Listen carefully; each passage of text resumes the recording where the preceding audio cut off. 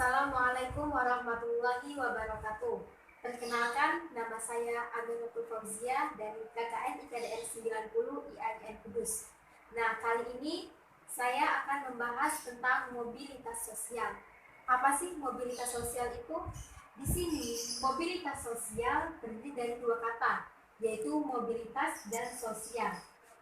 Mobilitas sendiri berasal dari kata mobilis, yang artinya mudah dipindahkan atau banyak bergerak dari satu tempat ke tempat lainnya.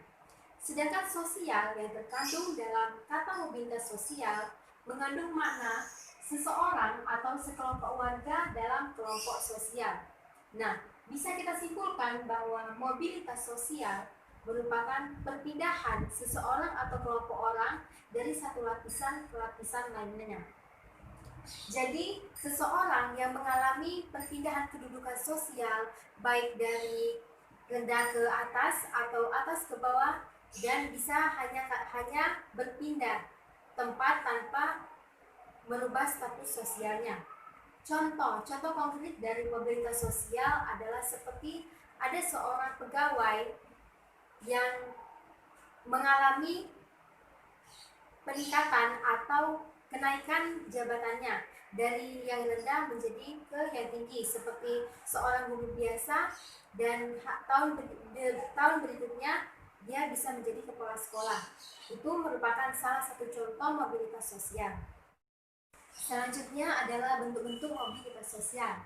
Bentuk-bentuk mobilitas sosial itu dibagi menjadi dua, yaitu mobilitas vertikal dan mobilitas horizontal. Mobilitas vertikal adalah perpindahan seseorang atau sekelompok orang dari kedudukan sosial satu ke kedudukan sosial lainnya yang tidak sederajat. Misalnya, mobilitas sosial ke atas dan mobilitas sosial ke bawah. Mobilitas sosial vertikal ke atas itu adalah peningkatan atau kedudukan seseorang dari sosial rendah ke sosial yang tinggi. Contohnya adalah sudah dijelaskan di awal tadi, misalnya ada seorang pegawai biasa dan tiba-tiba dengan prestasi yang diraihnya dia bisa naik pangkat atau bisa menjadi kepala sekolah atau ke status sosial yang lebih tinggi dari sebelumnya. Sedangkan mobilitas vertikal ke bawah adalah sebaliknya, seseorang yang mengalami penurunan kedudukan sosial menjadi yang lebih rendah dari tinggi ke status sosial yang lebih rendah. Misalnya seorang pengusaha sukses yang mengalami penurunan atau bangkrut. Usaha yang dialami itu bangkrut. Jadi dia mengalami mobilitas sosial ke bawah. Selanjutnya adalah mobilitas sosial horizontal, adalah perpindahan seseorang atau kelompok orang yang tidak mempengaruhi status sosialnya. Jadi mobilitas sosial horizontal itu tetap sama, kedudukan atau derajat sosialnya itu tidak berpengaruh walaupun dia dipindahkan dari suatu tempat ke tempat lainnya. Selanjutnya adalah faktor pendorong mobilitas sosial. Di sini faktor pendorong mobilitas sosial dibagi menjadi 5, yaitu faktor struktural, faktor individu, sosial, ekonomi, dan faktor kemudahan dalam akses pendidikan. Yang dimaksud dengan faktor struktural adalah di dalam masyarakat Indonesia, struktur itu sangat terbuka. Contohnya saja bisa kita lihat dari presiden-presiden di Indonesia seperti Insinyur Soekarno, Gus Dur, Megawati, dan yang terakhir adalah Bapak Jokowi. Di sini mereka terpilih dan bisa mendapat kedudukan sosial yang tinggi karena diberlakukannya sistem demokrasi di dalam politik di Indonesia. Nah, dari sistem demokrasi tersebut, siapapun itu bisa menjadi atau membuat kedudukan dalam dirinya itu menjadi lebih tinggi. Selanjutnya adalah faktor individu. Di sini faktor individu, seseorang itu memiliki perilaku, keterampilan dan pengetahuan yang berbeda. Tapi di sini pengetahuan dan keterampilan biasanya dimiliki orang-orang itu dengan setara. Tetapi bisa kita ambil contoh, misalnya ada 2 orang sarjana yang ingin melamar pekerjaan di suatu perusahaan. Tetapi di sana hanya ada 1 orang yang diterima di dalam perusahaan tersebut, karena satu orang itu memiliki ambisi dan komitmen hidup yang sangat baik dibandingkan dengan yang satunya lagi. Di sana dapat dilihat bahwa faktor perilaku dan sikap seseorang itu sangat menentukan dalam meninggikan atau untuk kedudukan status sosial yang lebih tinggi. Yang ketiga adalah faktor sosial. Faktor sosial diawali dengan perjuangan seseorang diawali dengan ketidakpuasan. Nah, ketidakpuasan itulah yang membuat seseorang berjuang dengan segigi-giginya. Seseorang itu dilahirkan dari kedudukan sosial orang tuanya. Jadi apabila kedudukan sosial orang tuanya rendah, nah dia bisa mengubah status sosial yang orang tuanya bawa itu menjadi status sosial yang lebih tinggi. Selanjutnya faktor ekonomi. Faktor ekonomi itu menjadi pendorong dari mobilitas sosial. Karena apabila seseorang memiliki ekonomi yang mumpuni, itu bisa membuat dia untuk sekolah dan mengenyam pendidikan itu lebih mudah dan mempunyai modal usaha untuk ia bangun. Selanjutnya adalah kemudahan dalam akses pendidikan. Dengan adanya kemudahan dalam akses pendidikan tersebut itu membuat seseorang lebih mudah mengenyam pendidikan sampai ke pendidikan atas. Misalnya saja di sini di Indonesia sendiri pendidikan itu sudah sangat mudah diakses dan juga biaya dari pendidikan itu sudah dibantu oleh negara. Misalnya saja dari SD, SMP, SMA itu ada dana BOS. Jadi itu merupakan kemudahan yang diberikan oleh negara kepada masyarakat yang ingin mengenyam pendidikan. Sedangkan di perguruan tinggi sendiri itu negara menyediakan seperti organisasi seperti program bidik misi untuk beasiswa orang miskin berprestasi. Baiklah, selanjutnya adalah faktor penghambat. Di sini faktor penghambat dari mobilitas sosial sendiri adalah kemiskinan dan diskriminasi. Kemiskinan, faktor ekonomi itu sangat membatasi mobilitas sosial. Masyarakat miskin berpikir mereka sangat sulit untuk mendapatkan status sosial yang lebih tinggi. Nah, di sini kemiskinan disebabkan oleh pendidikan yang rendah. Seseorang yang memiliki pendidikan yang rendah itu juga dapat berpengaruh dari kualitas sumber daya manusia. Oleh karena itu, seseorang itu sangat sulit untuk bisa mendapatkan sebuah pekerjaan.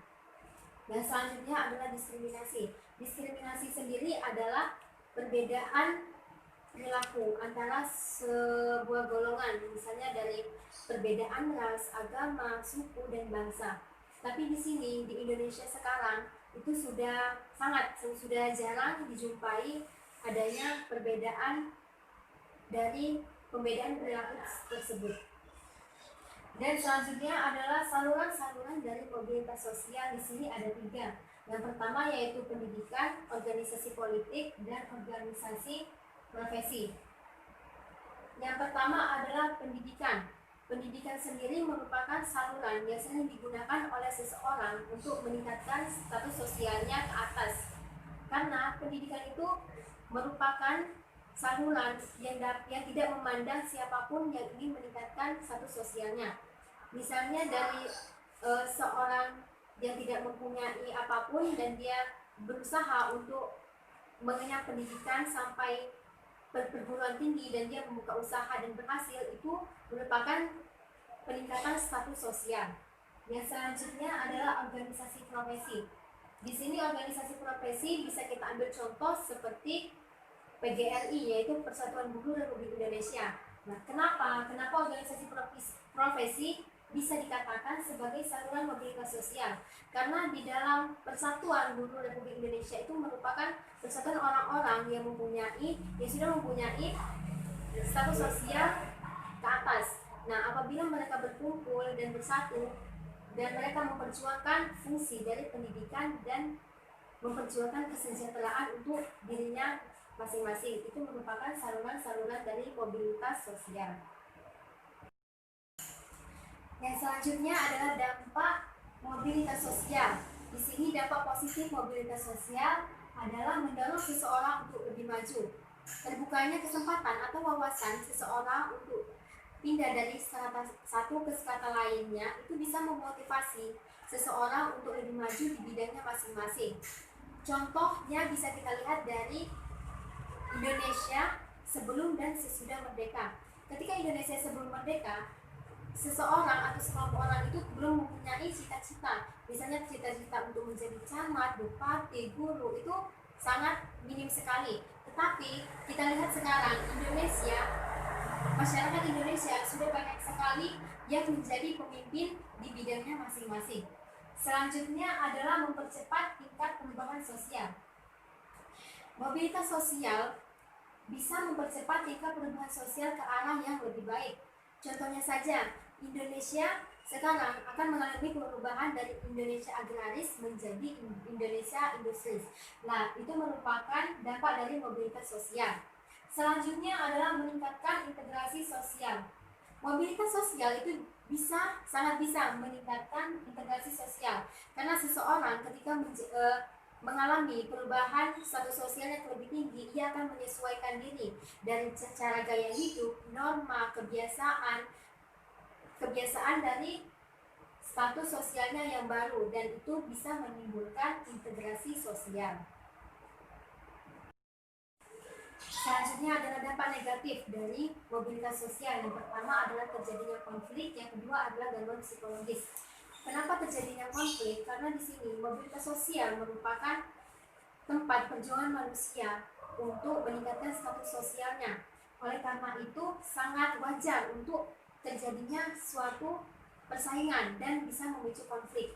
Bisa dilihat contoh dari pemilihan presiden, pemilihan bupati, ketua RT maupun kepala desa, itu biasanya sangat memicu persaingan dan terjadinya konflik. Selanjutnya adalah gangguan psikologis.